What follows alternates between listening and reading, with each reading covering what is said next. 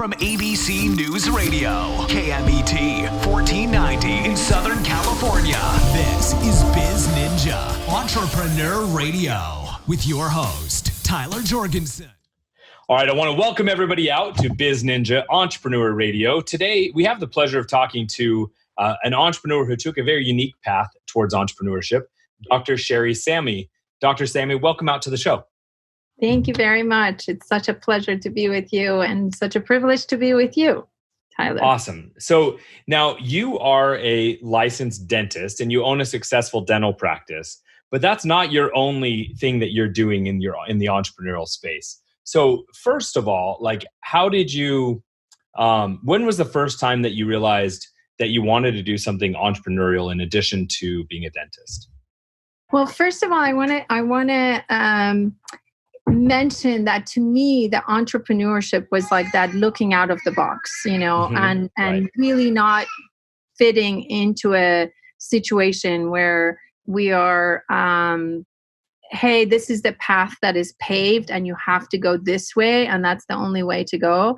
So really, my husband and I, we usually say we're not just out of the box, we just don't even see a box, so it's completely different. And then based on, it's passion based, it's what basically just kind of boils your blood and wakes you up in the morning where you don't have to push yourself. And for me, at least, the traditional, I'm a pediatric dentist and orthodontist, and neither one of those things really boiled my bloods once I got into the business. I didn't like the way that it was traditionally practiced, just putting braces on people and filling cavities was not something that I wanted to do for the rest of my life. And right. So what I decided to do is just kind of bring out all my passions, which was nutrition, which was spiritual psychology, which was looking at the whole body. And there was no models like that. I think that was a lot of my colleagues, they kind of made fun of it. They were just like, oh, it's not going to be successful. And it was as you can probably, and all your audiences can tell, it's a scary road because you don't know if it's going to be successful or it's going to fail completely, this new model.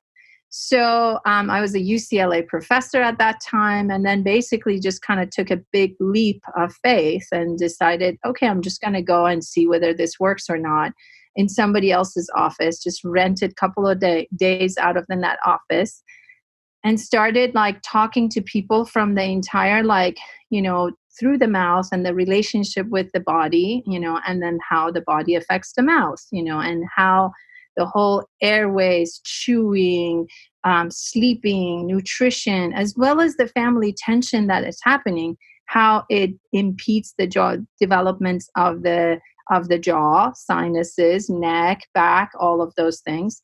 And just pretty soon, within a year, I went from having 8 patients to 4,000 patients, and having people that they actually some very successful people that they started coming from England and coming from Dubai and coming from, Canada or the San Francisco or San Diego or New York. And it wasn't, I wasn't seeking it out necessarily. I was just doing the things that I really love to do and I wanted to share it.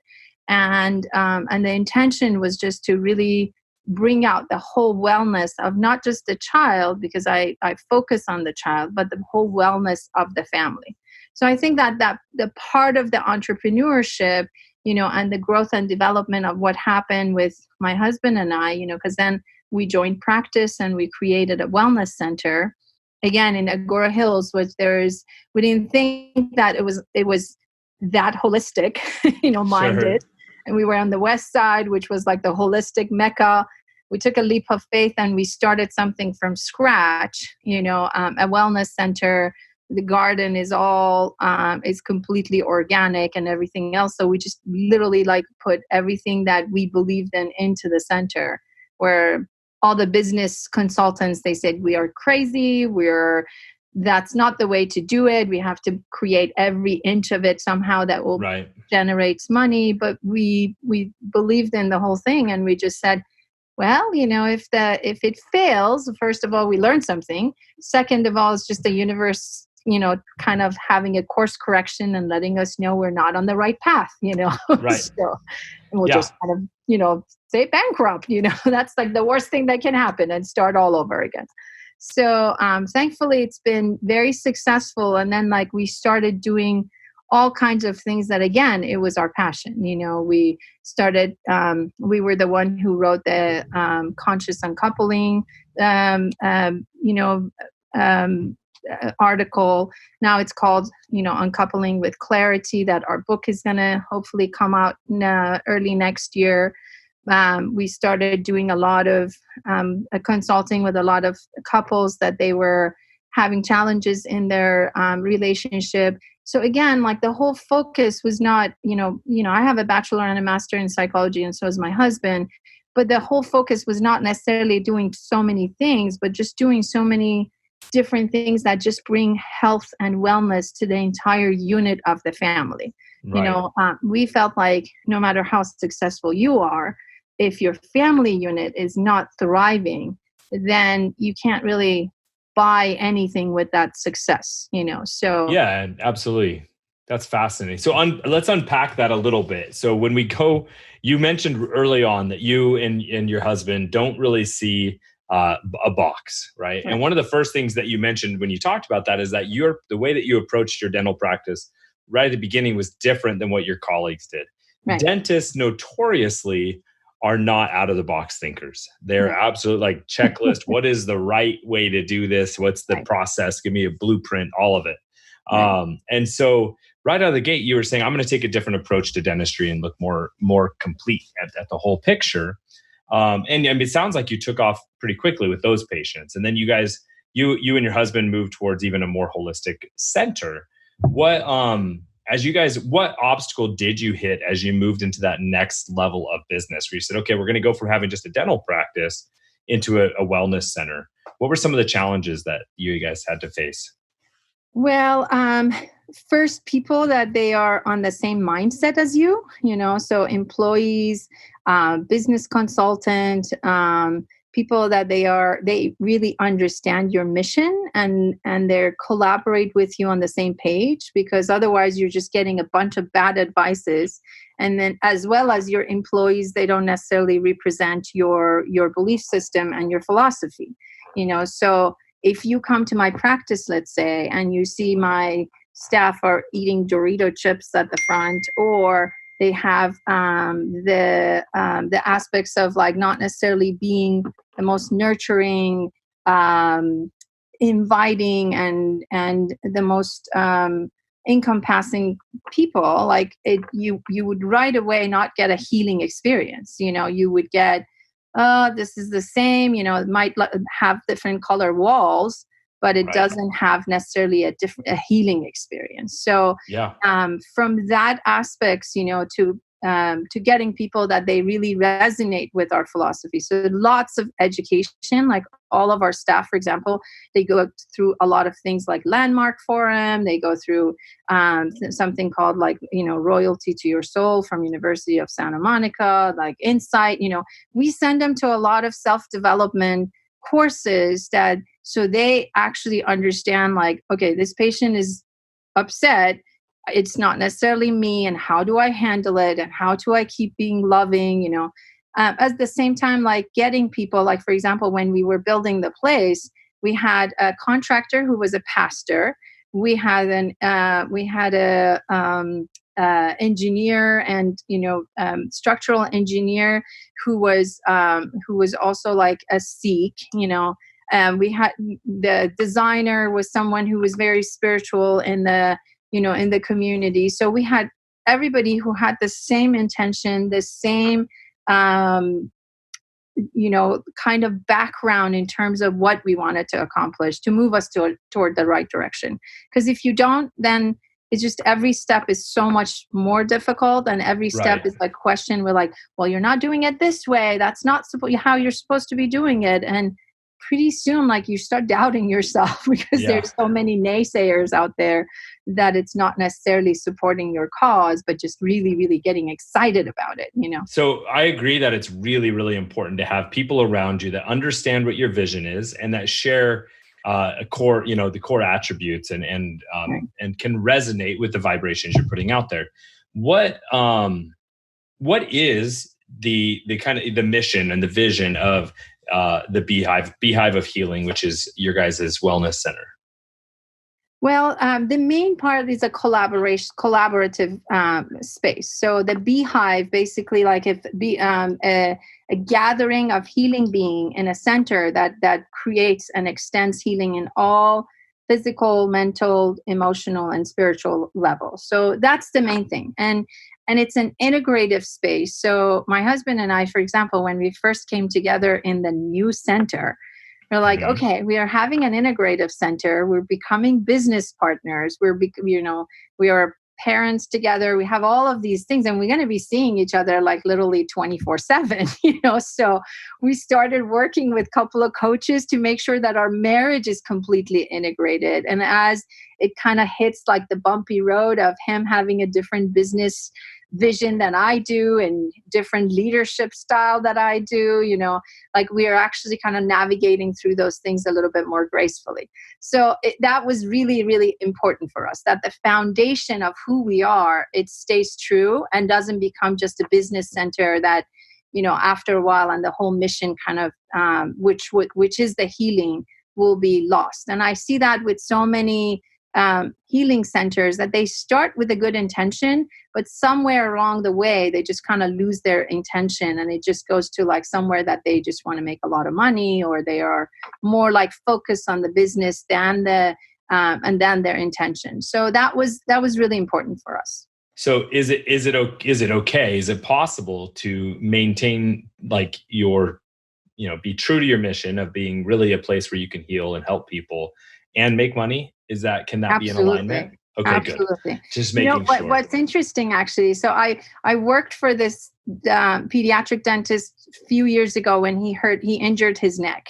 And I was going to buy his practice, but then there was somebody else who didn't want me to buy it, and it didn't work out. Right. It was a very small practice.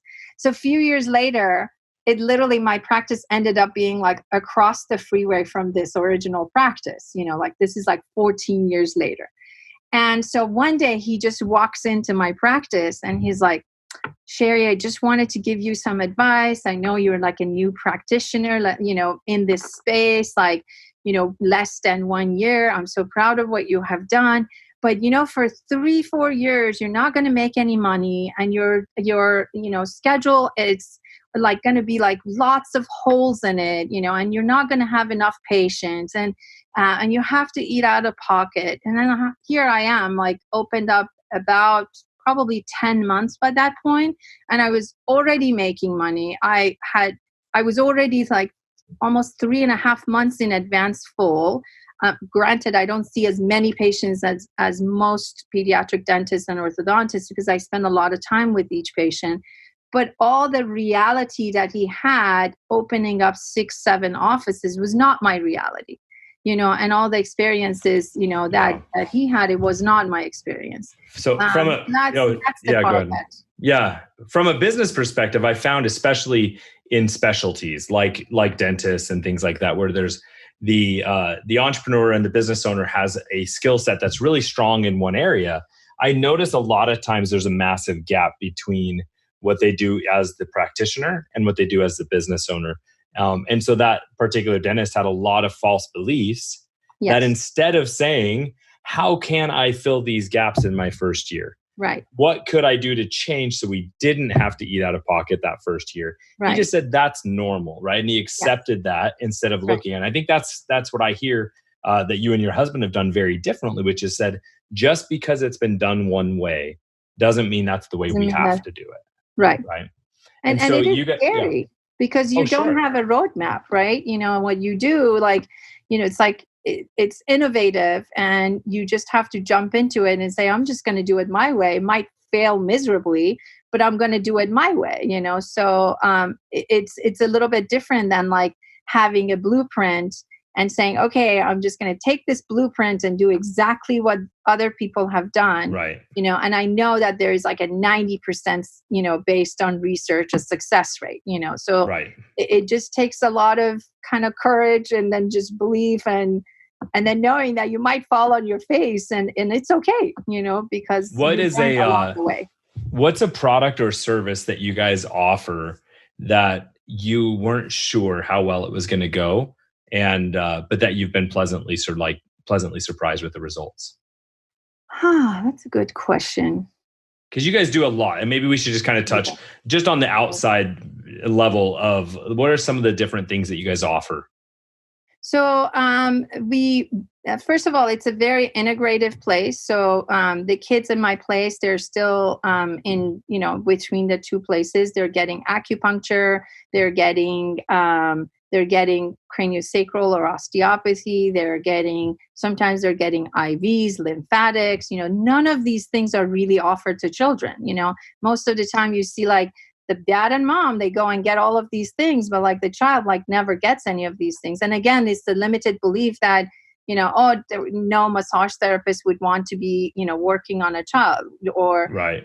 Kids, they don't like the needles of acupuncturists. Like my own daughter who's 6 years old, as soon as she gets sick, she asks for craniosacral therapy and acupuncture, and she comes to like, I need some cupping, So once you get them used to really taking care of themselves from very early age, like what to eat nutritionally and all of that stuff, then again, like their whole perspective about, do I want to go get acupuncture or do I want to take a Tylenol, so it completely changes, because it's all like how you ring them up and what's normal in the household. So those, I think that was a big stretch initially, because nobody really thought that, kids, they would really be enthusiastic about doing all of those things. But a lot of I would say most kids are, especially since the parents are so open, and the parents that they come to my place, they're super holistic, and they're very open to all of these ideas, before they go to the medication. The other part of it was that we're actually going to start teaching at the medical school level. It's consciousness, health, and healing. So the consciousness precedes the health and the healing parts when you're as a practitioner. So if you don't if I'm sitting with you, and let's say, I don't know, you come to me with complaint about your, stomach hurting, right? I'm having some acid reflux and it's so I can write a prescription so fast for you and then send you out of your way. Or I can say, Tyler, can you tell me about what's going on in your life? And is there a stressful situation? What's your relationship with your wife? What's going on with the rest of the family? Is everything going on okay with the kids? I don't know if you have kids or wife, but just I have four kids, only one wife. Yeah. Wow. Yeah. So I answered the question right when you asked a different question. I was like, man, I got to make sure that's clear. That's one wife, clear, 4 kids, yes. not 4 wives, 1 kid. Yeah. So that's a lot to handle. Look, more than 4 kids and one wife. I'll tell you, Dr. Sami, what you're saying is really fascinating to me, because so I'm an entrepreneur, but I'm also a dad, and honestly, I'm a dad first. And last year, my son fell and broke and hit his face on his dresser and knocked out teeth, broke his maxilla, and it was pretty traumatic. But it was right on the heels of 2 years of other issues, right, of other health issues. And so nobody that we've seen has had a holistic approach. Right. It's been, we've gone to GI specialists, and we've gone to dental specialists, and we've gone to orthodontry, right? And all of these different things. But to be able to say, man, if I could have one person who could say, okay, look, there's a lot going on here. Right. But let's look at it all. Right. And see and that is fascinating to me. I kind of jokingly say I do that when I do business consulting. We look at the big picture. Because all of those factors, for example, if an entrepreneur is wanting to start a new venture, you have to say what's happening at home. What kind of bandwidth do you have to do this new venture? Because the energy has to be available. Energy is finite and time is finite, right? But money's renewable. So you can always get that back, but the time, once it's gone, it's gone. And so I love how you're taking that. And it sounds to me like you're really applying all of these things that you're doing for your patients, you're applying into your business and to yourself. Absolutely. What would you say is the biggest piece of advice for someone who's considering going into business with their spouse or partner? That's the biggest piece of advice. or cautionary tale? You can take it any direction you want. Cautionary tale. Well, it's there's two pieces to it. One piece is not just about whether you go to business with your spouse or you do anything in life. Right. And my advice would be, your life is a love story. Make sure that it's a good one. If you don't make your life a love story, then your whole entire legacy and everything would be a sad kind of I don't know, like it doesn't really hold. You want to make it a romantic comedy, not a drama, right? Exactly. So when I look at my relationship, the same thing. I'm a mom first and then a wife, because I have younger children. So I'm a mom first and then a wife and then a businesswoman and a speaker and everything else that I do. So that comes first, So I want to make sure that relationship with my children is a love story, not like the draining at the end of my day. I have nothing to give anymore. And then I'm just going to give them spillover and a little leftover. And then we have a date night every week. So doesn't matter what happens, we make a date night, and we have this thing where we cannot talk about children and we cannot talk about business. So anything what's left? Lots of stuff. Well, like the first couple of dates was rough, because we kept going and we're like, oh, wait, and then the cell phones are put aside, and so and then if the babysitter needs us, I have to call 3 times so we know it's emergency, So we made sure that we make time for our relationship where we can still be thriving as a couple.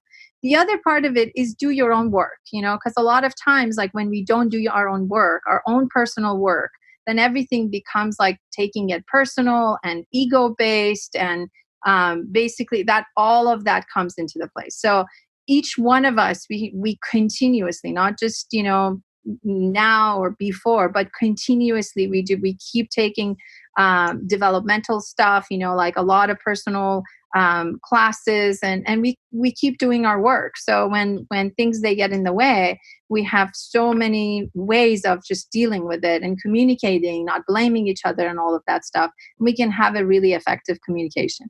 And then make sure that you really love seeing your beloved, so many hours. Because some people, they would prefer to kind of take a break. Right. I actually really enjoyed it. I didn't know how, to be honest with you, I didn't know how much I'm going to enjoy seeing him and like passing through and then giving me a kiss on my cheek, and or just, just seeing him kind of coming and going to his clinic. Right. Our sides are separate, but, under one building. And I just really enjoyed seeing him throughout the day here and there, and going to his, asking for his opinion from here, about a patient and the accessibility. So just make sure that you really enjoy seeing them a lot, if you want to become business partner with each other. Yeah, if you're having a hard time on the weekend just seeing them for that extra little bit of time, maybe don't jump into business until you figure that out. Exactly. Make sure your marital stuff is already taken care of before you actually go into business together. Yeah. So what are some of the big things that you guys are working towards at the Beehive right now? Like what are some of the next steps that you're going to do, and how are you getting there? So we are we're working on a next building right next to us, which is we're considering it a community center / wellness / library. So we are going to have lots of things from meditation and yoga to movement classes, cooking classes, nutritional, juice and coffee place. A bookstore. We also we're going to be donated a large amount of a large library of medicinal books that they are from different cultures and very ancient kind of teachings. So that we're going to have that accessible to everyone, as a library. We also have just basically like a place that they can come together, of like-minded people come together, sit together. There's a passion of mine that I have, because I see a lot of moms, like brand new moms, that they're because of our movements to where the business is best. A lot of moms are becoming very secluded and they don't have the support. So one of my passion is to get the senior citizens and the new moms together. So the moms, they can take care of themselves, while the senior citizens that right now they're not necessarily being utilized in the best way, they can kind of take care of the babies while the mom goes and takes a nap or gets an IV. Which is fascinating, because that's so common outside of the US American culture. Yeah. That's how the communities operate, right? Like it's, so I lived in South Africa for a couple of years, and in the townships, the grandmas would just take care of the neighborhood kids. Yes. And whether it was their kid or not, and they would just help. And then they, the moms and occasionally the dads, but mostly the moms would then go handle the things they needed to handle. And that's very common out in other cultures, but not real common here. So that's a neat way What's interesting is even engaged. What's interesting is even in European countries, now they have found out like the intentional community living, that it's so useful.